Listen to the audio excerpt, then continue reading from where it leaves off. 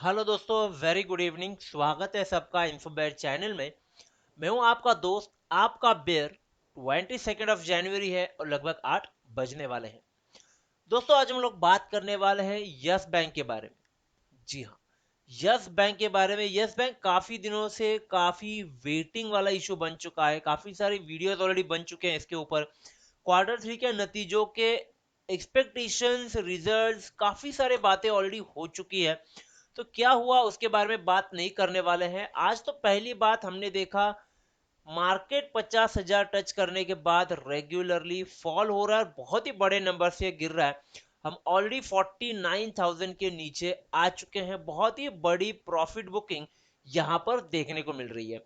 और दोस्तों, यही प्रॉफिट बुकिंग जो है वो आने वाले 2 या 3 दिन शायद कंटिन्यू रह सकती है और हमें और भी नीचे के लेवल्स यहां पर देखने को मिल सकते हैं। तो अगर आप शॉर्ट ट्रेड कर रहे हो, कहीं पे आप प्रॉफिट में हो, तो बिल्कुल अपने प्रॉफिट को रिजर्व करने की, सेव करने की कोशिश कीजिएगा। स्टॉप लॉस लगा लीजिएगा, क्योंकि प्रेडिक्शन करना बहुत ही मुश्किल है। बड़े लेवल पे प्रॉफिट बुकिंग जब होनी शुरू हो जाती है तो मार्केट इसी तरह से गिरता है। अब वापस से शायद एक बार संभल भी जाए, बट आपको अलर्ट बिल्कुल रहना है, क्योंकि वॉरेन बफेट सर ने कहा है अगर आप अपना कैपिटल गवा दोगे तो बहुत मुश्किल हो जाएगी वापस से मार्केट में खड़ा होना। अब बात करते हैं दोस्तों यस बैंक के बारे में। आज यस बैंक का रिजल्ट आ चुका है, 150 करोड़ का प्रॉफिट। पहली बार कंपनी ने इतना बड़ा प्रॉफिट जो है वो रजिस्टर किया हुआ है। तो क्या है पूरी बातें उसके पीछे की हम लोग करने वाले हैं डिटेल में। साथ ही साथ में अब क्या आगे का स्टेप होना चाहिए, क्योंकि मार्केट गिर रहा है, यस बैंक में क्या हो सकता है उसके बारे में भी बात करेंगे। कहां बाय करना है कि नहीं करना है, होल्ड करना है, सेल करना है। काफी सारे सवाल अभी के कंडीशन में मार्केट में बिल्कुल खड़े हैं, उसके बारे में पूरे डिटेल में बात करने वाले हैं। लेकिन दोस्तों, अगर आप हमारे चैनल पर नए हो, पहली बार आए हो और ऐसे वीडियोस रेगुलर देखना चाहते हो, तो बिल्कुल हमारे चैनल को सब्सक्राइब करना पड़ेगा दोस्तों। और नोटिफिकेशन बेल को जरूर क्लिक करना, ताकि जब भी हम लोग कोई नया वीडियो अपलोड करें उसका नोटिफिकेशन आपको मिल जाए। और दोस्तों, अगर वीडियो अच्छा लगा है तो लाइक करना और कमेंट करना ना भूलिएगा, क्योंकि आप कमेंट जब करते हो तो हमें पता चलता है कि क्या आपके दिमाग में चल रहा है, क्या आप सोच रहे हो। उस हिसाब से हम लोग आपके लिए वीडियोस भी बना सकते हैं, साथ ही साथ आपके सवाल के जवाब भी दे सकते हैं। तो बात करते हैं दोस्तों यस बैंक के क्वार्टर 3 के रिजल्ट्स के बारे में। देखिए दोस्तों, जैसे पहले मैंने कहा कि यस बैंक बहुत बड़ा बन चुका है, एक सबका फेवरेट बन चुका है। सबके पास, सबके पोर्टफोलियो में यस बैंक है। किसी के पोर्टफोलियो में काफी पहले से लिया हुआ है तो बड़े लेवल पे है, किसी के पोर्टफोलियो में छोटे लेवल से लिया हुआ है जो अभी प्रॉफिट में। हर कोई जाना चाहता है, कोई रिकवर करना चाहता है यस बैंक को, पर रिस्क यस बैंक के ऊपर अभी भी मेंटेन्ड है और एक लंबी अवधि के लिए इसको रखना बहुत ज्यादा जरूरी हो चुका है। लेकिन साथ ही साथ में बैंक का परफॉर्म करना भी बहुत जरूरी है। यहाँ पर न्यूज तो निकल के आ रही है, लोग काफी ज्यादा प्रॉफिट की बात कर रहे हैं, but to be very clear, आपको जो न्यूज है वो प्रूफ के साथ दिखाऊंगा, हवा में बिल्कुल भी बात नहीं करने वाला हूँ। देखिए दोस्तों, 150 करोड़ का प्रॉफिट रजिस्टर्ड किया हुआ है। तो आर्टिकल है, आर्टिकल के ऊपर मैं जाकर के दिखाता हूँ आपको। हमेशा ट्रस्टेड सोर्स से मैं इंफॉर्मेशन आपको बताता हूँ, ताकि आप इधर उधर से ना ढूंढे, कहीं और से ना सुने, या फिर जहाँ पे गुमराह किया जाता है वहां पे आप ना जाए। तो मैं आपको लेकर के चलता हूं दोस्तों। आज ब्लूमबर्ग से आर्टिकल है, उनके साइट पर है आज ब्लूमबर्ग के। यहां पर इन्होंने एक चीज वेरी क्लियर डेफिनेट दी हुई है दोस्तों कि यस बैंक में क्वार्टर 3 में बहुत ही बढ़िया रिजल्ट आया, 150 करोड़ का प्रॉफिट रजिस्टर्ड हुआ है, लेकिन बैड लोन्स भी बढ़े हुए हैं। और ये बहुत ही अलर्ट वाली न्यूज है, क्योंकि बैड न्यूज एक तो बैंक के साथ घट रही है, हो रही है, बैंक की हालत खराब थी, रिकवर हो रहा है। और साथ ही साथ में अगर बैड लोन्स बढ़ जाते हैं तो ये दिक्कत वाला काम भी इन फ्यूचर में हो सकता है। तो डिटेल में जाते हैं। देखिए, 150 करोड़ का प्रॉफिट रजिस्टर्ड हुआ इस क्वार्टर में, जबकि पिछले साल के क्वार्टर में 18,560 करोड़ का लॉस हमने रजिस्टर्ड होते हुए देखा था। पर ब्लूमबर्ग के हिसाब से अभी भी कहीं ना कहीं बैंक में 5,000 करोड़ का नेट लॉस जो है वो कैरी हो रहा है, और उसको रिकवर करना बहुत ज्यादा जरूरी हो रहा है।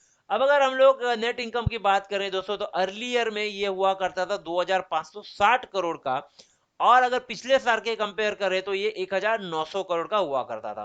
तो आप देख सकते हो काफी ज्यादा बैंक में यहाँ पर इंप्रूवमेंट दिखाई दे रही है, खास करके नेट इनकम से और कोर इनकम से, यानी कोर बिजनेस जो है बैंक का, उससे कहीं और से इन्वेस्ट किए हुए पैसे से जो इनकम आती है वो यहाँ पर कंसीडर नहीं की जा रही है।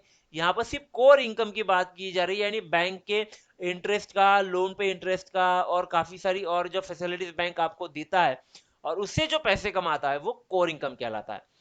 बैंक का अगर नॉट परफॉर्मिंग असेट यानी एनपीए की बात करते हो दोस्तों, तो यहाँ पर 15.36% रहा है, जो कि पिछले क्वार्टर के मुकाबले 16.9% यानी 4.4% यहां पर आपको गिरावट दिखाई दे रही है, जो कि 67 बेसिक पॉइंट के आसपास निकलती आ रही है।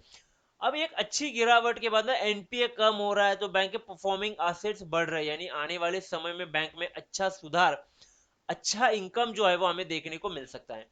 यहाँ पर नॉन परफॉर्मा एनपीएस जो है वो भी नियरली 20% बढ़ सकते हैं, ऐसे प्रशांत कुमार जी का जो सीईओ है बैंक के उनका कहना है। बट यहाँ पे as a court, supreme court के हिसाब से जो रूल था वो बैड लोन्स जो है वो एनपीएस में कंसीडर नहीं किए गए हैं। ठीक है, कोई भी यहाँ पर टैगिंग यानी जिसमें इंक्लूजन होता है वो नहीं है। यहाँ पर अगर प्रोविजन की बात करते हैं तो 2200 करोड़ के आसपास यहाँ पर प्रोविजन की हुई है, जो पिछले क्वार्टर में 1180 या 90 करोड़ के आसपास हुआ करती थी। तो यहाँ पर जो कोविड रिलेटेड प्रोविजन है उसमें लगभग 2680 करोड़ के आसपास यहाँ पे इन्वेस्टमेंट बैंक की तरफ से दिखाई दे रही है। अगर हम थोड़ा सा और डिटेल में जाते हैं तो बैंक में 8000 करोड़ का लोन रिस्ट्रक्चरिंग, अगर आपको याद होगा, चल रहा था आरबीआई के साथ में, तो वो हो रहा है, तो वो भी एक अच्छी बात है। साथ ही साथ में यहाँ पर जो कोविड 19 के वजह से जो लोन का रीपेमेंट नहीं कर पा रहे हैं, जो डीले हो रहे हैं, तो उनको यहाँ पर कहीं ना कहीं थोड़ा साइड में रखने की अभी फिलहाल कोशिश की जा रही है कि शायद यहाँ पर एक क्या बोल सकते हैं उसको, गवर्नमेंट के थ्रू रिस्ट्रक्चरिंग के अंडर शायद ये डालकर निकाला जा सके। तो कहीं ना कोशिश की जा रही है, अलग अलग एक्सपेरिमेंट्स यहाँ पर हो रहे हैं। तो 8000 करोड़ में आप बोल सकते हो कि ये रीपेमेंट वाले लोग भी आ सकते हैं, तो इनका पैसा भी क्लियर हो सकता है रिस्ट्रक्चरिंग में। तो बैड लोन्स आने वाले समय में कहीं ना कहीं कम करने की कोशिश बैंक की तरफ से दिखाई जा सकती है, क्योंकि कोर इनकम बैंक अभी फिलहाल अच्छी कमा रहा है, सेट हो रही है। बट बैड लोन्स बढ़ रहे हैं तो उनको करना, कंट्रोल करना, कम करना बहुत ज्यादा जरूरी है। अगर बैंक का नेट एडवांस देखें तो 1.7% से बढ़ा है, जो कि अर्लियर में निकल के अगर अमाउंट में निकालेंगे तो लगभग 1.5 पौने 2 लाख के आसपास, 1.5 पौने 2 लाख करोड़ के आसपास खास करके ये आपको मिल जाएगा। बुक्स की अगर बात करते हैं तो यहाँ पर लगभग 88,000 करोड़ के आसपास आते हैं। रिटेल कॉर्पोरेट बुक की बात कर रहा हूँ मैं, रिटेल एडवांसेस की बात करें तो वो 47,000 के करोड़ के आसपास है। वही माइक्रो स्मॉल मीडियम एंटरप्राइजेस के लोन्स की अगर बात करते हैं तो वो कहीं ना कहीं 34,000 करोड़ के आसपास के दिखाई देते हैं। यानी आप देख सकते हो यहाँ पर काफी अच्छा बिजनेस फिलहाल कंपनी कर रही है। 31 दिसंबर यानी क्वार्टर 3 तक की बात हो रही है, तो काफी बढ़िया यहाँ पर बिजनेस शुरू हो चुका है बैंक का। और आने वाले समय में डेफिनेटली एक बैंक काफी अच्छा इंप्रूव करने की कैपेसिटी रखता है। बट फिलहाल अभी थोड़े से प्रॉब्लम में है। अगर हम लोग डेट की बात करें तो डेट इंस्ट्रूमेंट जो इशू हुए थे वो लगभग 12,500 करोड़ के इशू हुए थे, जो 52% नॉन परफॉर्मिंग असेट्स में आ जाते हैं। सॉरी, अगर हम लोग एक्सपेक्टेशंस की बात करें तो अब 10% एग्रीगेट क्रेडिट ग्रोथ अगले साल हो सकता है, ऐसे प्रशांत कुमार जी का कहना है, जो कि बहुत ही बढ़िया स्टार्ट होगा बैंक के लिए।